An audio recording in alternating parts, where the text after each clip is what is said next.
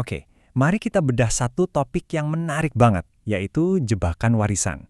Ini semacam paradoks ya, gimana bisa sebuah negara yang alamnya kaya raya, tapi kok rakyatnya belum tentu sejahtera.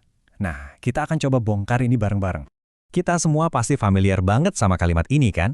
Ini gambaran betapa suburnya tanah kita. Seolah-olah alam udah nyiapin semuanya buat kita. Tinggal ambil aja.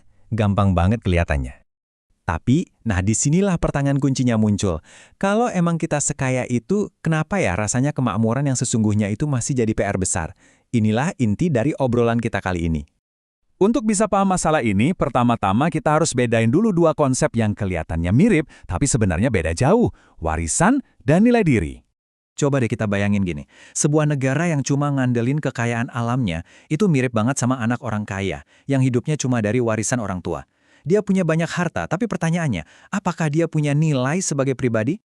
Nah, yang menarik dari si anak orang kaya ini, dia mungkin bisa masuk ke lingkungan elit, diundang ke sana-sini, ikut acara-acara penting.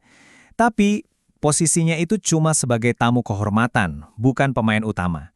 Dia ada di sana karena nama besar orang tuanya, bukan karena kemampuannya sendiri.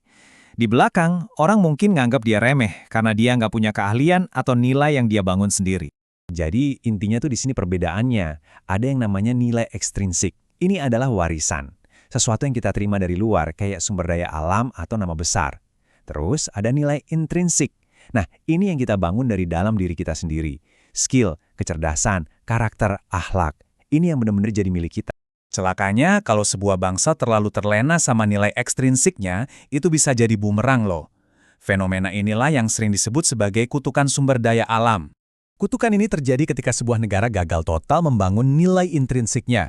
Mereka jadi manja, nggak inovatif, dan terlalu bergantung sama satu keran pendapatan aja. Hasilnya, bukannya makin maju, malah bisa-bisa ketinggalan jauh dari negara lain. Dan kalau kita mau cari contoh paling nyata dari analogi anak orang kaya yang nasibnya tragis banget, kita nggak perlu lihat jauh-jauh, ada Venezuela. Coba lihat angka ini deh. Venezuela itu punya cadangan minyak mentah terbukti terbesar di dunia. 303 miliar barel. Itu warisan yang luar biasa, gila banyaknya. Logikanya, di atas kertas, negara ini harusnya jadi salah satu negara paling tajir di planet ini kan. Potensinya itu nggak terbatas. Mereka punya semua modal buat sukses besar. Tapi, disinilah letak bom waktunya. Hampir seluruh ekonomi mereka, sekitar 95% pemasukan ekspornya, itu cuma dari minyak. Mereka menaruh semua telur dalam satu keranjang. Mereka lupa membangun nilai intrinsik lainnya. Terus apa yang terjadi waktu mereka nggak berinvestasi ke kemampuan internal? Ya udah, produksinya anjlok. Dari yang tadinya bisa menghasilkan 3 juta barel per hari, turun drastis. Kenapa? Ya karena salah urus, minim investasi, infrastrukturnya hancur, warisannya nggak dirawat dengan benar.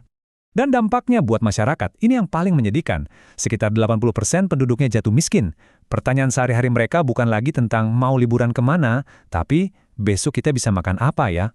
Ini adalah sebuah tragedi kemanusiaan yang nyata. Ini ironi yang pahit banget. Negara dengan warisan minyak terbesar sedunia justru gagal total menerjemahkan kekayaan itu jadi kesejahteraan buat rakyatnya. Pelajaran yang sangat-sangat mahal. Tapi, apakah semua negara yang kaya sumber daya alam nasibnya bakal sama? Oh, tentu aja enggak. Ada jalan lain kok. Mari kita lihat contoh-contoh yang berhasil. Coba lihat Dubai atau Norwegia. Mereka juga kaya minyak, tapi mereka nggak berhenti di situ. Mereka pinter. Mereka pakai uang minyak itu sebagai modal awal untuk membangun nilai intrinsik. Dubai membangun pariwisata dan reputasi sebagai negara aman. Norwegia mengelola dana abadi dari minyaknya dengan super canggih. Kuncinya apa? Warisan itu cuma modal, bukan tujuan akhir. Nah, ini membawa kita ke kesimpulan yang paling penting dari semua ini. Sebenarnya investasi paling berharga itu harusnya ditaruh di mana sih? Jawabannya ada di sini. Perubahan yang beneran, perubahan yang besar, yang awet dan mendasar, itu nggak pernah datang dari faktor ekstrinsik, bukan dari sumber daya alam. Perubahan sejati itu datangnya dari dalam, dari perubahan unsur intrinsik manusia-manusianya. Jadi tragedi terbesar sebuah bangsa itu bukanlah nggak punya kekayaan alam. Bukan itu. Tragedi yang sesungguhnya adalah ketika waktu terbuang sia-sia tanpa kita pakai untuk mengupgrade kualitas manusianya, tanpa berinvestasi pada keahlian, cara berpikir, dan karakter bangsanya. Nah, pertanyaan terakhir ini saya lempar kembali untuk kita renungkan bersama. Kalau kita nggak mau kena jebakan warisan, kita harus bisa jawab ini. Kira-kira apa sih nilai tambah intrinsik yang sedang dan akan kita bangun bersama-sama sebagai sebuah bangsa? Terima kasih sudah menyimak.